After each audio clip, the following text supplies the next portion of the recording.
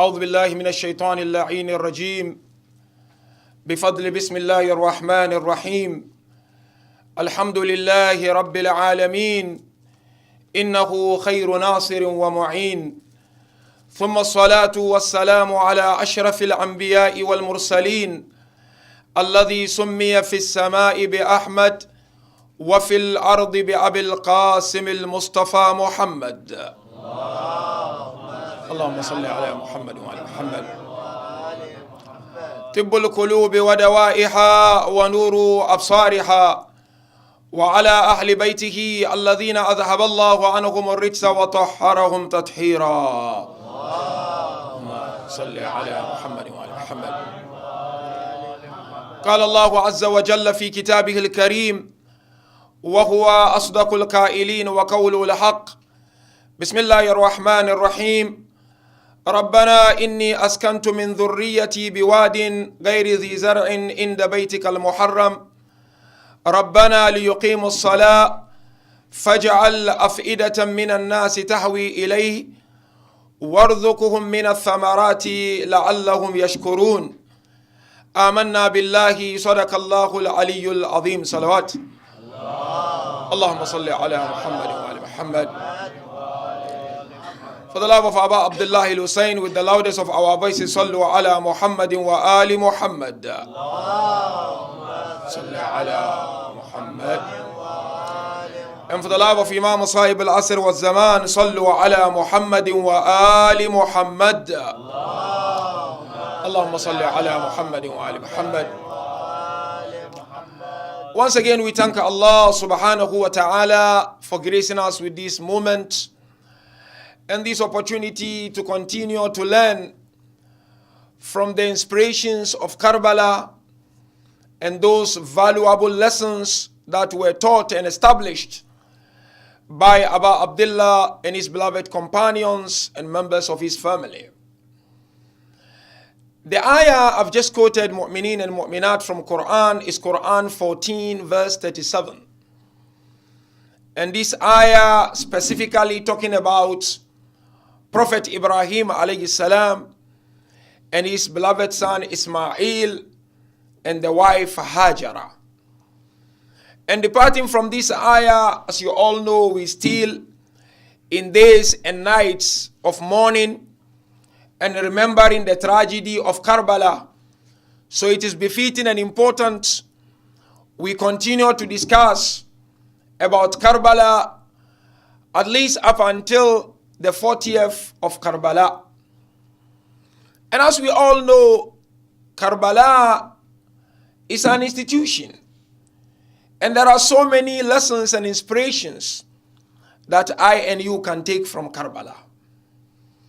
And if you remember very well, the sermon I delivered 2 weeks ago, I was referring to two ways of approaching Karbala or the movement of Abu Abdullah. And I said the first way or method of approaching Karbala is historical method or historical way. And the second one is institutional way. And of course, if you look at these two ways, the most important one is the second one. We have to adopt and approach the movement of Abu Abdullah institutionally and not historically. Although approaching it historically is prerequisite to approaching it institutionally. What is approaching it historically is what we do. Muharram comes, we all come to the mosque. Some of us wear blacks. We attend Majlis. We listen to what the Maulanas have to say. After that, we recite Ma'tam and we go home. If we keep it that way, without doing anything about it, it is regarded as historical way of approaching Karbala. And if you look at us, not all of course, there are those who approach it historically, whereby we waiting for Muharram and Safar to come. That is the time we demonstrate our love for Abu Abdullah. But after Muharram Safar, we tend to forget Abu Abdullah and his movement. The second one is the most important. That is institutional way of approaching the event of Karbala, or approaching the movement of Abu Abdullah, whereby we are all expected to ensure that Abu Abdullah is a functioning institution in our lives and in our communities throughout the year, not only in Muharram and not only in Safar. Because Imam Hussein did not go out only for Muharram and did not go out only for Safar. He went out for the entire life of humanity. And so therefore tonight, what I want to do briefly is to look at one inspiration from Karbala. And the aim of looking at this inspiration, some call it lessons from Karbala, is for I and you to understand that for our majalis to be effective in our lives, we need to at least take a lesson or two and think of implementing them in our lives. Otherwise, if I attend majalis, of course, as we mentioned, attending majalis has its own role to play. It's a slap on the cheeks of the enemies of Ahlul Bayt. Because the enemies never wanted any majlis of Abu Abdullah to happen. Believe me or not, I read the history. And tomorrow that is what I will be discussing in my khutbah. They never wanted anywhere in the world for the majlis of Hussein to be converted. So hence the majalis are important. And we cannot do without the majalis. Same way or likewise, Matam is important. Although many will come forward and tell me, no, Matam is not important. Sheikh, we are beating our chest. What is the need of it? Wallah, I tell you it's important if you understand it. You know what is Matam? When you do like this, you are simply saying your chest is sacrificed for the chest of Abu Abdullah. You are simply saying, if I were in Karbala, I wouldn't have allowed Shimr to sit on the chest of Abu Abdullah. I would have given my chest. That is the meaning of beating the chest. And then number 3, these tears that we have is important. And it signifies something. You know what? Tears is the translation of our love for Abu Abdullah. And this Majlis, Ma'atam, which Arabs call Latmiya, wearing blacks, and any other thing that we do in Muharram or Safar, we can trace them from the teachings of Ahlul Bayt alayhim as-salam. Even beating the chest, Ma'tam, we can trace them from the riwayat of Ahlul Bayt. But as I said, mu'minin and mu'minat, we should not keep Abu Abdullah only to those things. We need to ensure that Abu Abdullah transcend the majalis, transcend the ma'tam, transcend the marthiyah, and transcend the nohas that we recite. And there's one inspiration I want to share with you, brothers and sisters. And I'm going to do it in 2 ways. The first way is to lay a simple introduction to that. And then the second way, I quickly go to Karbala and the movement of Abu Abdullah and take that inspiration and say, this is the inspiration I want to share with you, and we need to go out thinking about it. What is the introduction? Maybe you heard of this introduction before from somewhere or from me, I don't know. The entire event of Karbala was a very short event. Very short.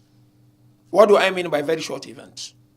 It happened within a short space of time. And number 2, it happened at a particular place in the world. Not everywhere in the world. Imam Hussein was not killed everywhere in the world. 72 companions were not killed everywhere in the world. They were killed at a particular spot in Karbala and not entire Karbala. So I'm trying to say the event was a very short event. I mean, Imam Hussein, as we know very well according to narrations, died or was killed an hour before Maghrib. And that's it. And the entire event happened after Zuhr. Some scholars said after Zuhr and Asr. So you look at between Zuhr and Asr, how many hours were there? That's done. But the point is here, it is not limited to those few hours. And it is not limited to only Karbala. And in fact, we know very well, there was discussion about Hussein even before the birth of Hussein. This, if you read Principles of Jurisprudence, there is a theory they call Qadiyya Hakikiya. They said before Allah does anything, He ensured that He informed people of the end of it. In other words, each and every prophet was informed of Prophet Muhammad and the family of Prophet Muhammad. Because for the establishment of all that each and every prophet came with, that of the Holy Prophet and his family must be realized. Otherwise, all that previous prophet came to teach would be in vain. So hence, it's important that Abu Abdullah and Al-Bayt were discussed years before the birth of Abu Abdullah al-Husayn alayhi salam. And the ayah I quoted from Quran, Quran 14, verse 37. As I said, the ayah is talking about Prophet Ibrahim, no doubt, and his beloved family, where Ibrahim, when he took Hajara and Ismail alayhim salam to that dead land, by then it was dead, the place became alive through the dua of Ibrahim alayhi salam. Ibrahim made dua. رَبَّنَا إِنِّي أَسْكَنْتُ مِنْ ذُرِّيَّتِي بِوَادٍ غَيْرِ ذِي زَرْعٍ عِنْدَ بَيْتِكَ الْمُحَرَّمِ. Said, Ya Allah, I'm settling my dhurriya, my family, in a desert which is dead completely, next to your holy house. But Allah, Rabbana liyuqimu salah. Allah, I ask you, strengthen them and inspire them to establish salah. My point is the next line of the ayah, Quran 14 verse 37. Then Ibrahim made a very powerful dua. فَجْعَلَ أَفَئِدَةً مِّنَ النَّاسِ تَهْوِي إِلَيْهِمْ. Said, Ya Allah, let the hearts of people be inclined to them. Let people love Ismail. And let people love Hajara. Let people keep remembering Ismail and keep remembering Hajara alayhi salam. Now this same dua was made by our beloved Prophet when Imam al-Hussein was born. When Abu Abdullah was born, the Holy Prophet made this dua. Rabbana ij'al afa'idatan minan nasi tahwi ilayh. Ya Allah, let the hearts of people be inclined to Hussein. Let people love Hussein. Let people remember Hussein. Do not let people forget about Hussein. That is why you remember the beautiful khutbah of Bibi Zainab in the court of Yazid. He said, فَكِدْ كَيْدَكْ وَسْعَ فَإِنَّكَ لَا تَمْغُ ذِكْرَنَا وَلَا تُمِيتُ وَحْيَنَا. Bibi Zainab looked at Yazid and she said to him, فَكِدْ كَيْدَكْ, do all your tricks. وَسْعَ do all effort and undertake any effort. فَإِنَّكَ لَا تَمْغُ ذِكْرَنَا. Wallah, you will never and ever extinguish our name and remembrance. It will never be dead. Because the Holy Prophet made dua that let the heart of people be inclined to Imam al-Hussein alayhi salam. And if you look at this dua, you realize Ibrahim alayhi salam made dua for Hajara and Ismail. Hence, when all of us go for Hajj, you know very well, your Hajj will not be Kabul, will not be accepted until and unless you remember the actions of both Ismail and Hajara. Otherwise, your Hajj is not Hajj. Where do we get that from? From the dua of Prophet Ibrahim for his beloved family. Give an example. When you go to Hajj, you have to do Safa and Marwa, isn't it? This Safa and Marwa, it was the action of Hajara when she was looking for water for her beloved son. Because there was no water. So she was going between the two mountains, chanting the slogan, the praises of Allah, asking Allah to grant her something to feed her son. Hence, when you go for Hajj, you have to remember her. You have to do it. Same way when you go for Hajj, you cannot forget Qurbani, isn't it? You have to slaughter. Whose action was that? Action of Ibrahim and his beloved Ismail. When he asked Ismail, go and wait for me at Masjid Khif. And then if Ismail came, and that was when all happened, and Allah saved Ismail with something from Jannah, isn't it? Number 3, you have to pelt shaitan, isn't it, in Hajj? Whose action was that? It's the action of Ibrahim and his family. So likewise, Rasulullah made dua. Allah tabaraka wa ta'ala, let the hearts of people be inclined to Hussein alayhi salam. And hence scholars, of course there is no riwayah on this, but if you look at discussions on Karbala, scholars beautifully mention Abu Abdullah also had Safa and Marwa on the 10th day of Muharram. What was the Safa of Abu Abdullah? Katiliga. And what was the Marwa of Abu Abdullah? Khaymaga. And Ibrahim had 7, but Abu Abdullah had tens and tens of Safa and Marwa, trying to sort out bodies. Number 2, pelting. When you go for Hajj, you have to pelt shaitan. It's a symbolic act. It's a stone standing there, imitating Ibrahim alayhi salam, or Adam according to certain riwayah. Same way we are told about Abdullah also had shayateen to pelt, no doubt about it. But the thing is, riwayah mentioned, each and every part of Hussein, when they were going to Hussein on 1-to-1, each part of Hussein was like an army and a soldier to them. كل جند من الحسين أو كل عضو من الحسين جند. That is why later on they came and surrounded the body and began to attack Abu Abdullah. And still when you go for Hajj, Qurbani you have to slaughter, sacrifice. Scholars said Abu Abdullah also had sacrifice in Karbala. That's why I always ask myself and ask Mu'mineen, these are the sacrifice of Abu Abdullah. What sacrifice are you giving him back in return? Is it only coming Majlis and go out, that's finished? La, you have to do something pragmatical, something practical in return. Because if you look at the Qurbanis of Abu Abdullah, they were children of 6 months old. These were the Qurbani of Abu Abdullah. Abu Abdullah gave them away. Children of 8 years, children of 11 years. And what is really struck me is what? There was this very young boy, a teenager. Historians have not mentioned his name. His father was killed. And once the father was killed, the mom took the whole armor of the father and put on the young boy. Young boy rushed to Abu Abdullah. And he sat next to Hussein. He said, I am here for permission. Abu Abdullah said, look, I've not even finished sorting out the body of your dad. Stay out and look after your mom. He said, no, my mother said I should come. But what fascinates me is what? When this young boy went out, maybe you heard about this, what was he saying? Amiri Hussein wa ni'mal amir.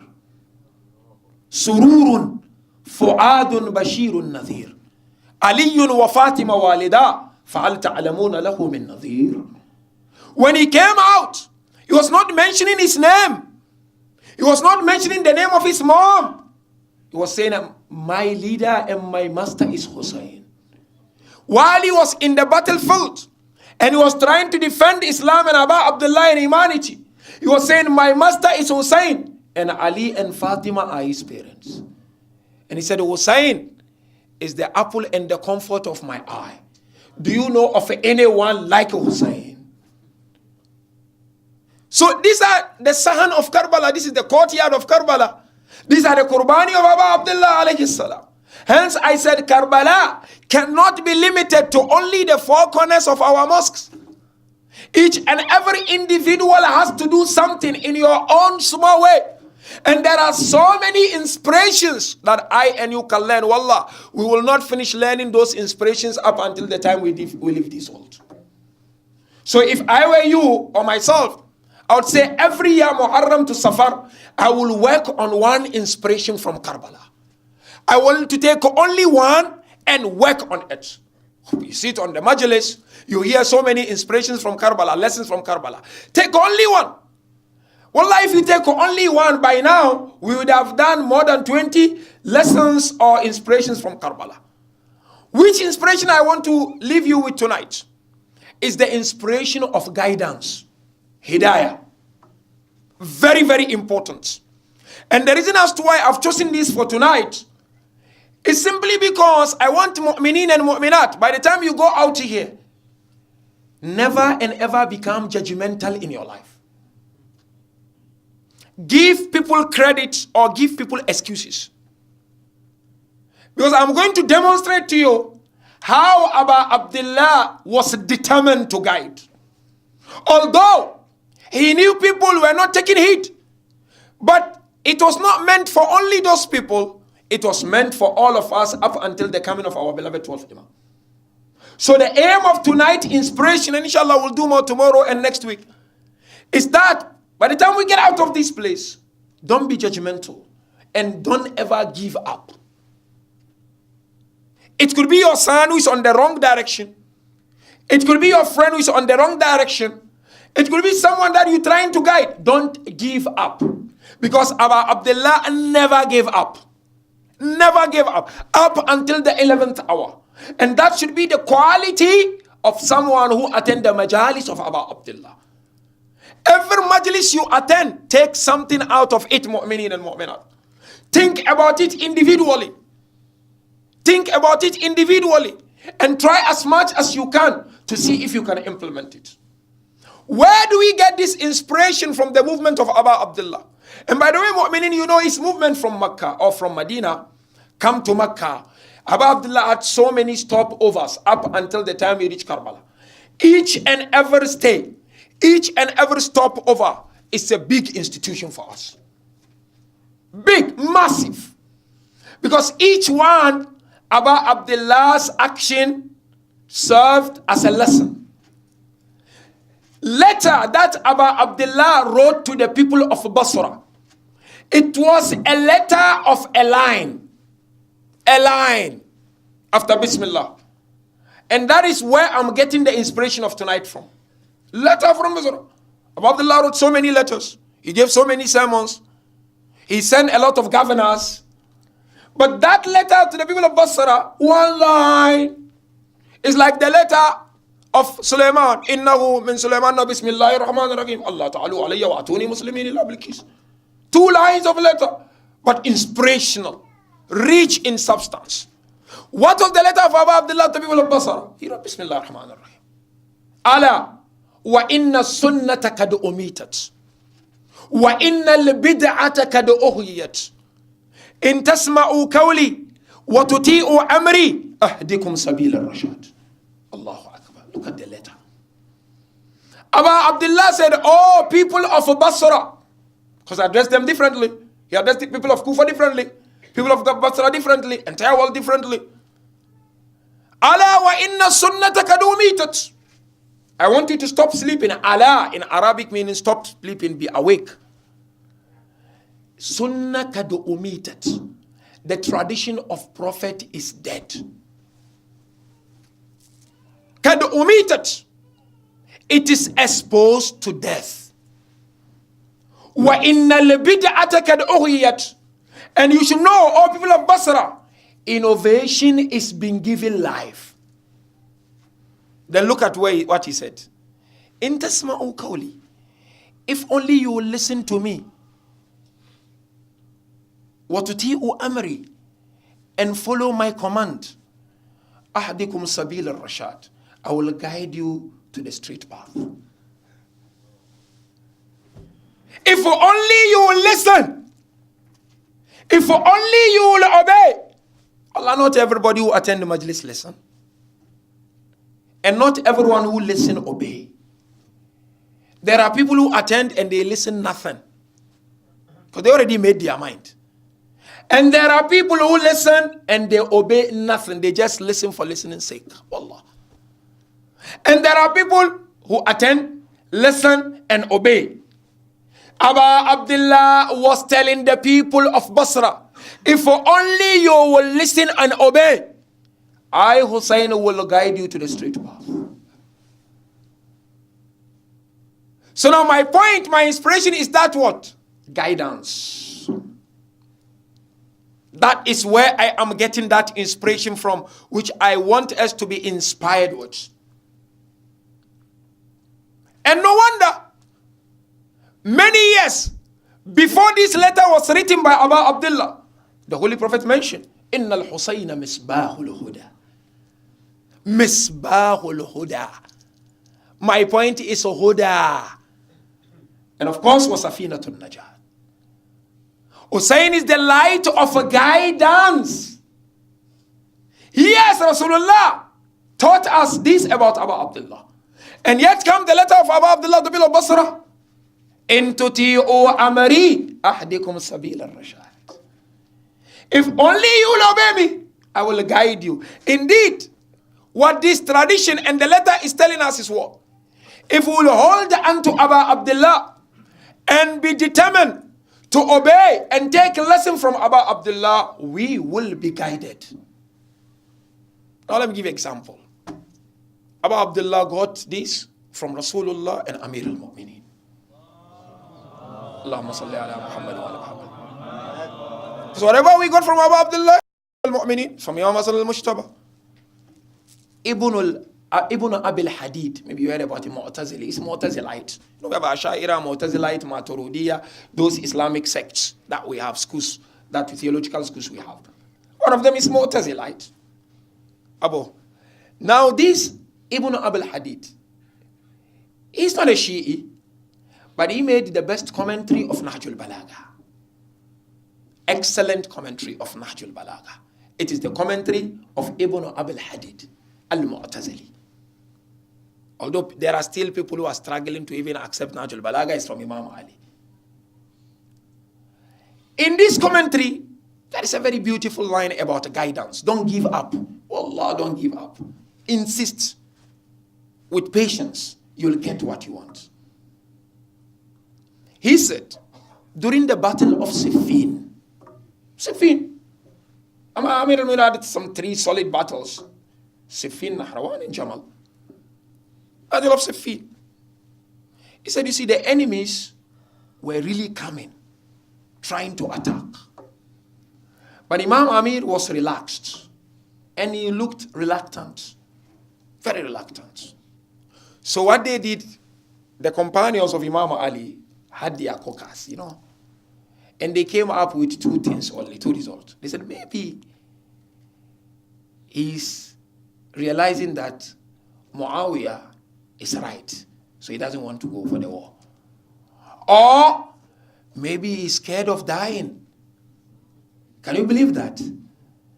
So let us go and tell him, look, we left our families in Makkah, in Medina, we need to go back. So they approached Amir al-Mu'mineen. Well, you know the answer. Imam Ahmed said, you know what? I love to die in the way of Allah more than the way a child loves the breast milk of his mother. And number 2, he said, look, no, it's not on the right way. Asa an yahtadi minhum rajulun wahid. This was the point of Imam Ali. Imam Ali said, I am pausing, I am delaying. Maybe one of them may be guided. Don't give up. Don't label people. Amir al-Mu'mineen said, Asa an yahtadi minhum rajulun wahid. Asa is, you know, Asa. Asa means Allah, maybe one of them be guided. And wallah, exactly what Amir al-Mu'mineen thought happened. When Amir al-Mu'mineen now began to defend, because they were waging war, there was this young fellow who was reciting verses of Quran while he was attacking Imam Ali. Read the history of Siffin. You know the verse he was reciting? Surah An-Naba. Amma yatasa'alun anin naba'il azim alladhi hum fihi mukhtalifun. He was attacking Amir and he was reciting Amma yatasa'alun. But you know Imam Ali was very powerful. Imam Ali walked until he got to this young fellow. So he stopped him, he held him. He said, you are attacking us and you reciting Quran. You know, these histories are very important, mu'minin and mu'minat, to know the history of Ahlul Bayt. He said, yes, of course, because you are enemies, you are rebels, and astaghfirullah rabbi wa ta'ala. So Imam Ali asked him, but you reciting verse of Quran, do you know the meanings of this verse of Quran? He said, I don't know, but it's Quran that I'm reciting. So Imam Ali said, why didn't you ask of the meaning? And at least the Masadik, some of the verifications. He said, no, we are not given that opportunity to ask. Then Imam Ali began to explain to him the meaning of these verses. And he said to him, I am one of the verifications of Naba'ul Azim, the greatest news. Because Allah said, and of what are they asking? So they are asking of the greatest news. Because the greatest news, day of Qiyamah, according to some interpretation. But if you come to our ta'wil of Ahlul Bayt, said one of the greatest news is about Imam Ali. So Imam Ali told me, look, I am the greatest news. You know what happened? This young boy or young fellow, he joined the camp of Imam Ali. And he died alongside Amir al-Mu'minin. That is Hidayat. Imam could have said, no. He came into all these people, they are our enemies. Imam said, no. Asa an yahtadi minhum rajulun wa. Maybe one of them be guided. Why are you rushing? Pause. Take your time. Don't wage verbal war against people. Take it easy. Allah may guide one. If one is guided, is more than enough. Isn't it? Amir al-Mu'minin mentioned, La an yahdiya laka Allahu rajulan wahidan khayrun laka mimma tala'at alayhi shams. For Allah to guide one person through you is better for you than whatever sun shines on. Whatever sun shines on. Our aim is not to make everybody Shia, or to make everyone Muslim, or to make everyone inclined to the message of Abu Abdullah. But the more we do, we will not miss someone to be inclined to the message of Abu Abdullah. And the last one I want to share with you is that of Karbala.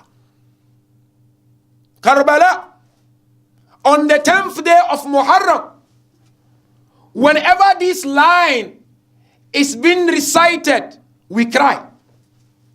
Allah, you read the history of Karbala and find out what happened when this line was chanted by Abu Abdullah. Because Abu Abdullah chanted this line when there was no one. Abbas gone, Akbar gone, all gone. What is the line? Hal min nasirin yansuruni. Look at this point. He recited it not once, several times. Abu Abdullah did not chant Hal min nas because he really needed help from someone. He knew he's helping from Allah. But it was a means of guidance to the enemies. Why should Abu Abdullah complain? When he knew very well he was going, even the companion did not complain, let alone Abu Abdullah. They said, if Allah will give us this life 100 times, we'll give it back to Hussein. Isn't it? So he knew we were going. So why Al-Min Nasr? It's a guidance. He was giving the enemies chance. Don't kill me. You may be rescued. Come. Allah may shower His mercy on you. And wallah, narration mentioned that the final moment when he said Al-Min Nasr, there is a Sa'ad and Abu Hatuf. These are one of the companions of Abu Abdullah. Read about them. How did they join the camp of Imam Hussein? 11th hour. Sa'ad and Abu Hatuf. It will be worth if Mu'mineen, maybe after Muharram, you make one good cycle of reading the entire, event of Karbala. Because the Masahib sometimes is chop and cut and paste here and there. So it's better if Mu'mineen will have time to do complete reading,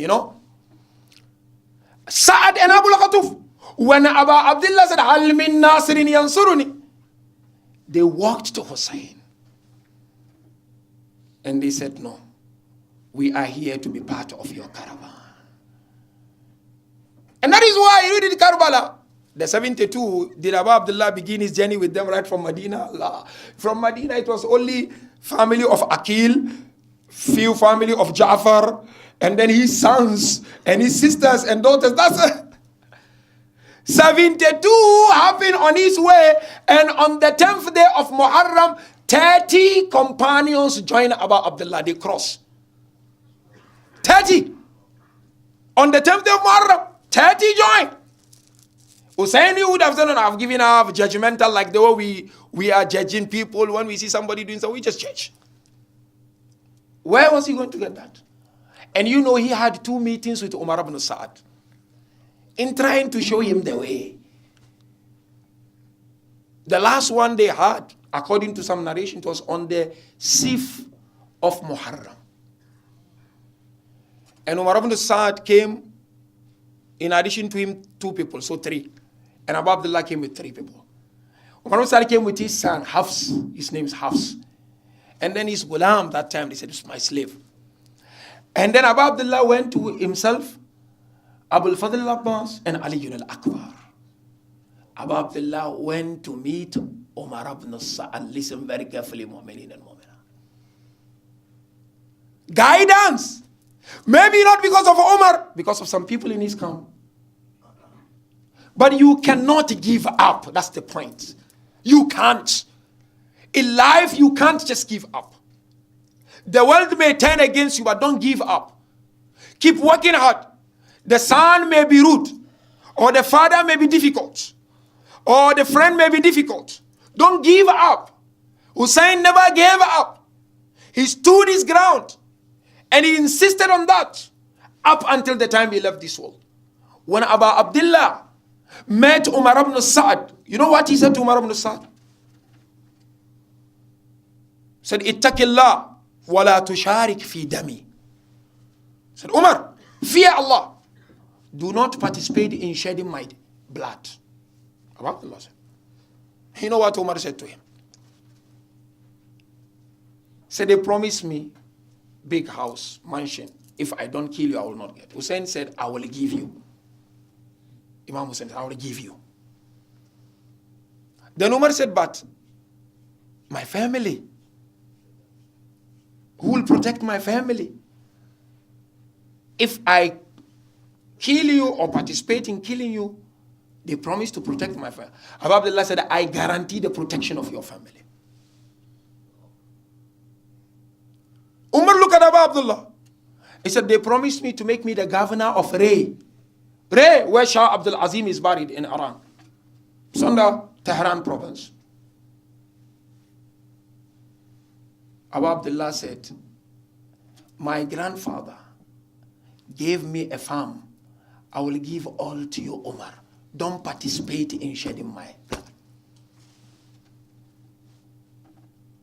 What did Umar do? This is guidance. Abu Abdullah was sitting with Umar ibn Sa'ad.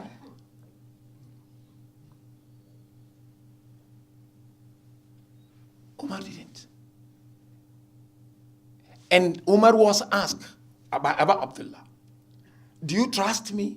Am I a liar? You know what he said?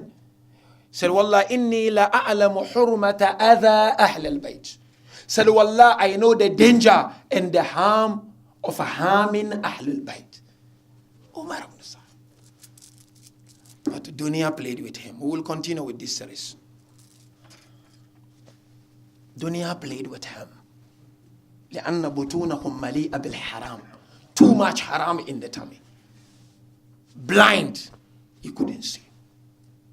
But you know very well that tradition. I leave you with Imam Jafar. He said, من حاول أمرا بمعصية الله أفوت لما يرجو وأسرع لما يخسر. Imam Jafar said, whoever seek or look for something through sinning a wrong way, he will not get it, and what he's scared of will happen to him. You want to get something in life, but through wrong way, you'll not get it, and what you're scared of will happen to you. Umar participated in shedding the blood of Abu Abdullah, isn't it? But have you ever asked what was the end of Umar ibn Sa'ad? 5 years after Karbala, in the year 66, Imam Hussain was killed in the year 61. In the year 66, on the 10th day of Muharram, go and check this. Asr time, he was killed in Kufa. And Ibrahim, the son of Malik Ashtar, sat on his chest. Umar ibn Sa'ad. And they took him to the Majlis of Mukhtar. So in other words, if you seek for whatever you're looking for through wrong way, you'll not get it, and it will catch up with you. Ibn Ziyad, what happened to him? Same thing. Some said after 6 years of Karbala, Allah examined him with small snake in his mouth and his nose. He couldn't survive. The snake gave him tough time. And this is how he ended up. So therefore, mu'minin and mu'minat, the garad is what? Abu Abdullah tried his level best to guide. And let's take this as a lesson, as an inspiration from Karbala. That we don't give up, even on ourselves. Maybe you're trying to do some tahajjud salah. Sometimes it's becoming very difficult for you. You tried namaz shab, it's not working. Wallah, don't give up. Keep inspiring yourself. Keep guiding yourself. Keep trying. It will happen one day. Maybe you're trying namaz on time, it's not working out. And you're really trying. Don't give up. Keep trying. It will eventually happen. Maybe you want to do Salatul Jama'ah. You try, that month is okay, the other month is not okay. Don't give up, because Abu Abdullah did not give up in Karbala. And therefore, inshallah, we conclude by taking our hearts to the holy land of Karbala and remember few lines of the Masa'ib of the great son of Abu Abdullah Ali al-Akbar alayhi salam. As you know, mu'mineen, very well, narrations mentioned, for each and every companion who came to Abu Abdullah for permission, Abu Abdullah would hesitate to grant permission. But the only one, when he came, Abu Abdullah did not hesitate to grant permission, was his beloved son Ali al-Akbar alayhi salam. And as you know, narration mentioned, he resembled the Holy Prophet in his intellect and his look. When Ali al-Akbar came to his beloved father, the father did not hesitate to grant permission to Akbar. He granted permission to Akbar and he said to Akbar, "Oh my beloved Akbar, before you go, I want you to go to Khaymaga. Go to Khaymaga and bid farewell to Layla. Go to Khaymaga and bid farewell to Bibi Zainab, to all those ladies in Khaymaga." Narration said Ali al-Akbar went to Khaymaga and he bidded farewell. He came out, he rode his horse and he began to head towards the battlefield. But as he was walking towards as he was going towards the battlefield, narration says Abu Abdullah was walking behind Ali. All of a sudden, Ali realized the father was walking, following him. Ali stopped and looked at the father. He said, "Father, haven't you granted me permission to go?" The father looked at Ali. He said, "Ali, may Allah never show you a moment when you know son is going and the son will not come back again."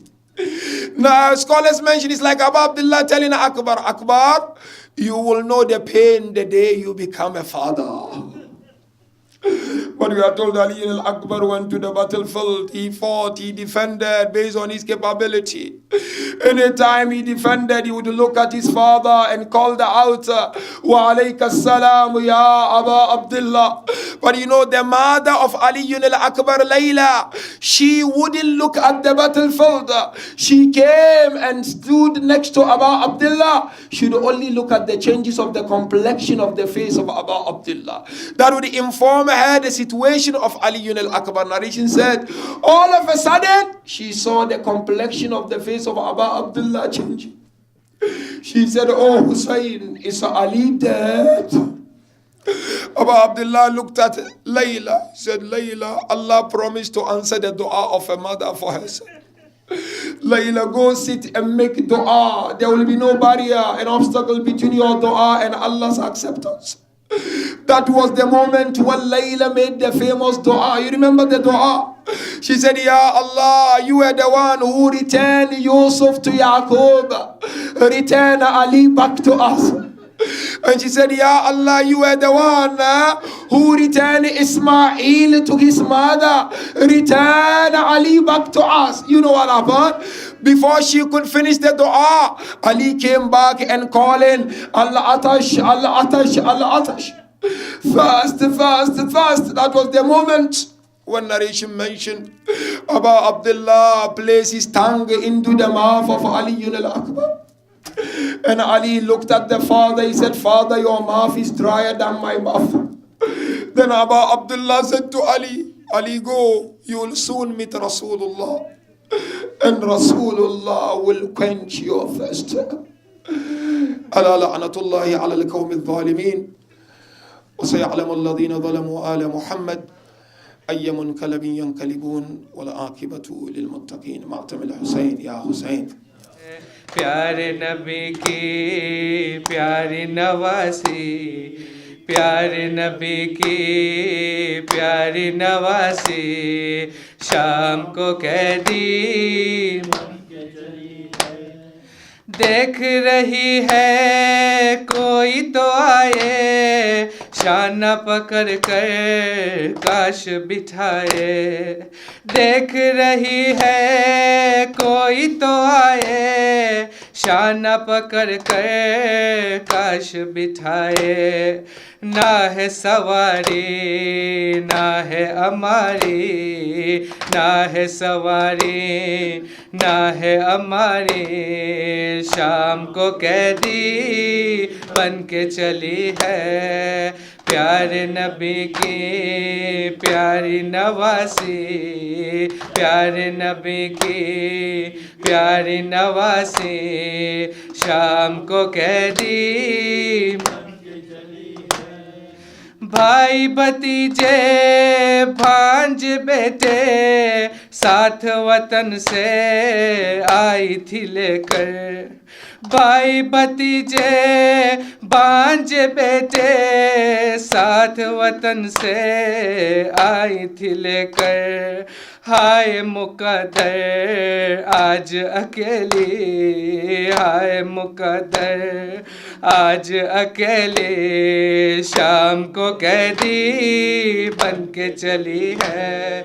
प्यारे नबी की प्यारी नवासी, प्यारे नबी की प्यारी नवासी, शाम को कैदी।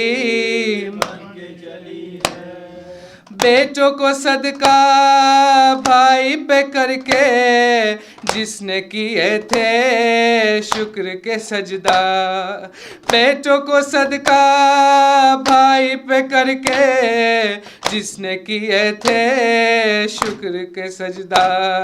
छोड़ के तन्हा लाश को उसकी, छोड़ के तन्हा लाश को उसकी, शाम को कैदी बन के चली है। प्यारे नबी की प्यारी नवासी, प्यारे नबी की प्यारी नवासी, शाम को कैदी। जिसकी कनीज़े निकले न बाहर, बलवे में लाए उसको सितमगर।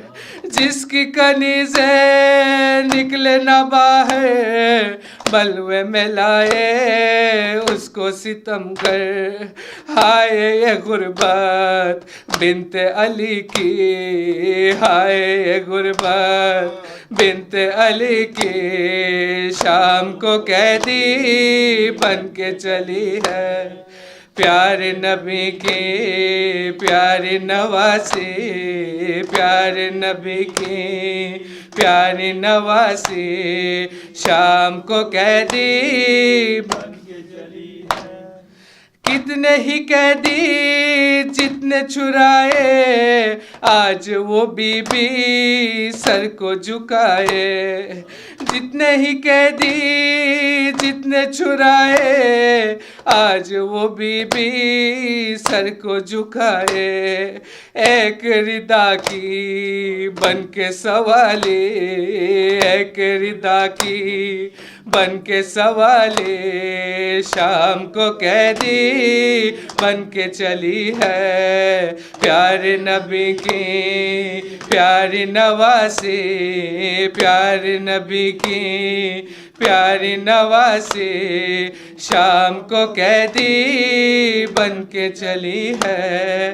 सब्र की मलका ज़हरा की प्यारी, सब्र की मलका ज़हरा की प्यारी, शाम को कैदी बन के चली